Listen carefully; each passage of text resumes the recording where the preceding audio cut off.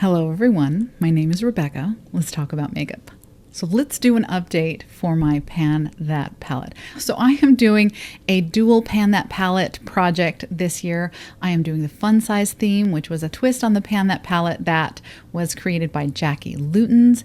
And I am also panning a companion palette for the theme Better Together, which was created by Paula from A Beauty Guru Made Me Do It. This is a Pantastic Ladies collab. I will link all of the information about the project and the Pantastic Ladies Facebook group down below, as well as Paula from A Beauty Guru Made Me Do It. I don't have a link for Jackie. As far as I know, she doesn't have a public social media presence. If anybody knows different than that, please let me know and I will link her as well. So the two palettes I am working on are the Tartist Pro To Go. This is my little fun-sized palette. Isn't she adorable? And my Better Together palette is the ColourPop and Kathleen Light's Dream Street palette. Now, the last time I updated you on this project was a little over a month ago. It was the very tail end of April, I believe. And that was my first update to this project since I began it in January. And the reason for that was simple. I had no pan, y'all. I had no pan. So it was a pretty short video, and I spent the majority of the time complaining to you that I've been using these palettes since January and still no pan. Not to mention the fact that when they came into the project, they were actually pretty well used already. These are two of the oldest palettes in my collection, which is one of the reasons I really wanted to focus on them this year, get as much use out of them as I can before they do inevitably need to be retired. Shortly after my last update, I took this little Tartist Pro To Go palette with me on vacation in early March. The first time I pulled this palette out on vacation and used it, this happened. You see that, y'all? Do you see that beautiful juicy pan there? I am so pleased with this. It's ridiculous how excited that little glimpse of metal at the bottom of that pan made me. I'm just, look at that. She's so beautiful. Then I think it was maybe my third or fourth use that happened. So who exactly has two pans in her Pan That palette? Me? Who am I? I'm so excited about that.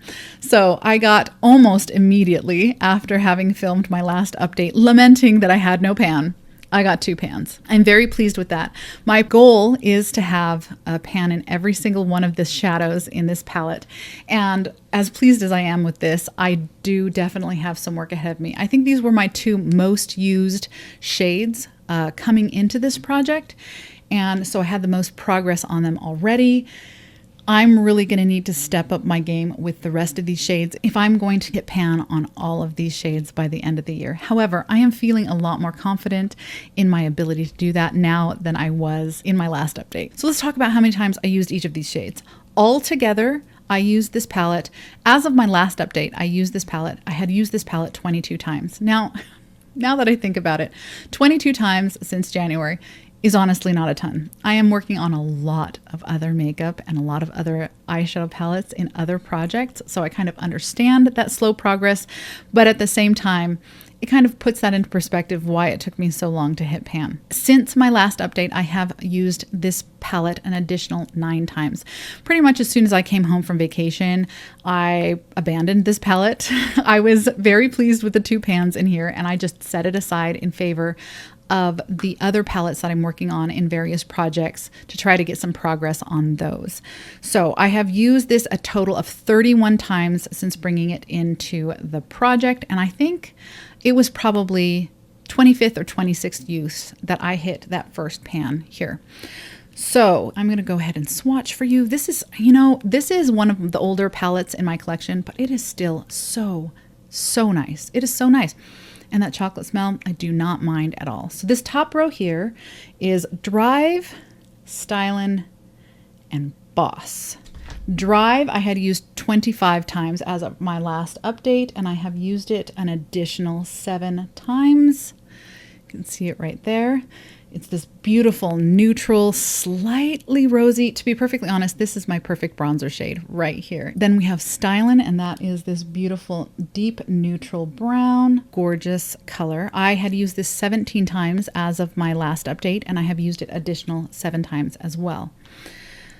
Next, I have this gorgeous shimmery bronze color. I admit I have not used the shimmers in this nearly as much as I have those first two shades. I knew that those first two shades gave me my best chance at hitting pan, and so I really did focus on those shades. I had used this 3 times, a measly 3 times as of my last update, and I have used it an additional 2 times since then. And then on this bottom row, we have Hype, Crisp, and Dominate. Hype is a gorgeous inner color shade. It's this beautiful gold, so reflective and delicious. And as of my last update, I had used this 9 times, and I have used it an additional 4 times since then. Then Crisp is this warmer brown shade in the palette, and it's kind of interesting. This is a shade I have definitely shied away from in the past because it is quite a bit warmer than this one here. So going into the palette for a matte, I'm much more likely to pick this one than this one. However, it's interesting how it's pulling a lot less orange on me now that I'm a little closer to my summer color. When I get a little bit of color in my skin, it does tend to obscure that green cast that I have when I'm at my very palest. It kind of disguises a little bit of the olive in my skin that makes warm shades pull so orange on me and look a little bit garish. So I do think it's perfectly reasonable to expect that I am going to be able to get a lot more use on this during the summer and really enjoy it a lot more than I would in the wintertime. Last, we have Dominate, and that's this beautiful purple shimmer here. Ooh, wait, backtrack. As of my last update, I had used this 4 times, and I have used it an additional 4 times since then. Dominate, I think, is this purple shade here, and I think this is my least used shadow in the palette total. I had used it 4 times as of my last update, and I have only used it twice since then. So those are gosh, it's such a pretty color story, and the quality is still so nice. Anyway, I definitely do need to step up my game a little bit if I expect to hit pan. I have a little bit of a dip going on in here, but really nothing significant in these 3 shadows here. So I'm really gonna have to hustle if I want to get 100% pan in this palette. I am feeling a lot better about the project as a whole now that I have a couple of pans in here though. So I'm very pleased with the progress. So let's talk about my Better Together palette, which is the Dream Street palette. When I got home from vacation, I just tossed this one aside, not literally, but I completely abandoned that palette and started focusing on the Dream Street palette. And I was rewarded for my efforts, and I now have pan here in this shade here, which is magical. I am actually a little surprised that this is the one that I panned first. I mean, I could see it coming. There was more of a dip in this one, but if I had looked at this whole palette and thought, what is going to be the most useful to me, I would not have picked this peachy shade. I very rarely wear super peachy warm shades. However, I actually found that this one made a pretty nice warm peachy blush, which is pretty much the part of my makeup routine that I tend to enjoy the most warmth. And I also found that the combination of this shade and this shade up here made the most wonderful grayish crease color that I just really enjoyed. As of my last update, I had used this palette a total of 32 times, and I have used it an additional 6 times since then. So I really did not have much further to go after my last update before I started hitting some pan. So I'm very pleased with that. My goal for this palette is to hit pan in 50% of these shades. And as I've continued to use that, it's become clear to me that that's probably going to be this half of the palette here. I have gotten much more use out of these shades than I have these ones. So I'm thinking that these are probably going to be the shades that I'm going to focus on for the rest of the year. One of the struggles I did have with this palette is that more than the Tartist palette, I feel like this one really is showing its age in the quality of the shadows. I feel like they're really not performing the way they once did. In particular, I'm struggling with the darker colors.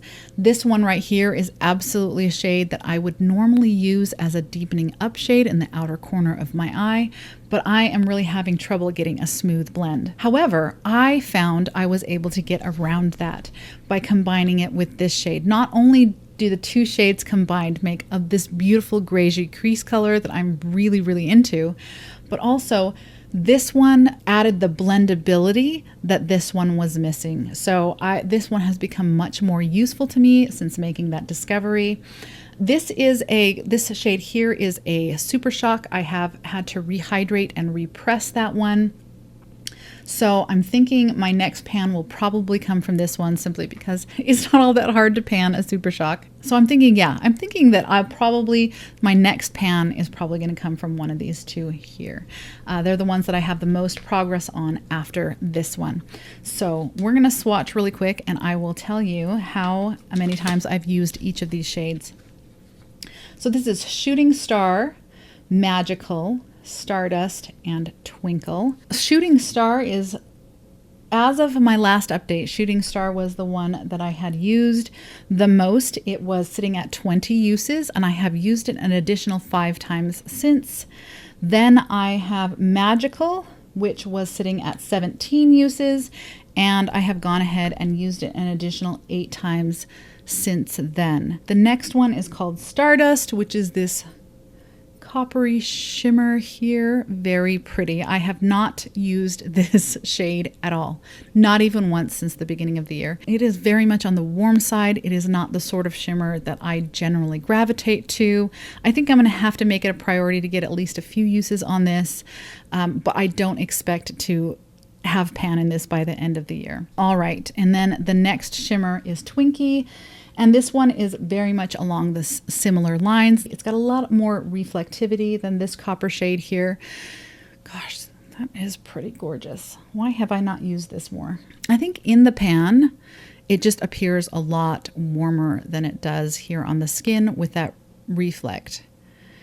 In any case, I had used it 3 times as of my last update, so 3 times since the beginning of the year, and I have not used it again since then. Moving on to the second row, we have this beautiful shade that I really, really like as a lid shade called Sweet Dreams. This is a really, really pretty golden pinky, and it's right up my alley is what that is.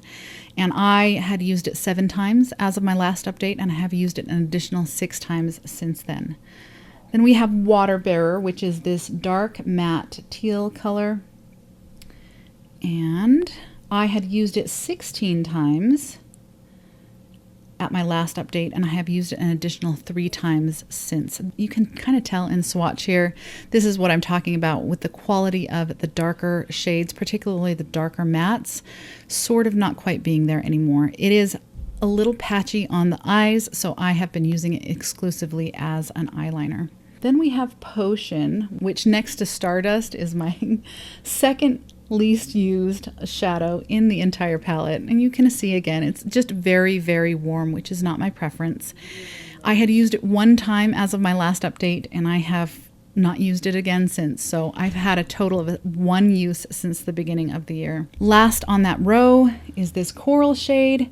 As of my last update, I had used it 4 times, and I have not used it again since. Last row, we have that Super Shock in Kaleidoscope. The nuances of this shade do not show up on camera. I really don't feel like they do. There is a beigey, almost, I don't even know how to describe this shade. It is definitely not coming across on camera. I find that to be the case with a lot of ColourPop's Super Shock shadows. There's a lot more complexity in here than there appears to be in this swatch on camera. So that was Kaleidoscope, and the next one is this very dark matte brown called Elfish. Again, I think you can see the patchiness that's happening here. And I'm running out of room. I've got 2 more. 2 more. Okay, Kaleidoscope. Oh, shoot. How many times have I used this? Kaleidoscope, I had used 6 times as of my last update, and I have used it an additional 2 times. Elfish, so that's Kaleidoscope there. Elfish here, I had used 17 times as of my last update, and I have used it an additional 5 times since then. Then we have this soft ivory shimmer. Oh, shoot. Those swatches are getting a little mixed. That's Moony, a soft ivory shimmer. And then last, right on the elbow, we have Water Bearer, which is the teal shimmer, which is very, very pretty, but it's just not a color that I particularly I enjoy it in the swatch. I enjoy it in the pan. I don't love it as much on my eyes, if that makes sense. So as of my last update, I had used it 6 times and I have not used it again since that update. But here is the palette. I am very pleased with having hit pan in this shadow here, and looking at kind of the dips I have going on the rest of these shades on this side of the palette, I really do think it's pretty reasonable to expect to be able to hit my 50% pan goal by the end of the year. So that is my update for Pan That Palette. Definitely a much more exciting update than I had for you last time. Thank you so much for spending this time with me, and I will see you in the next one. Bye.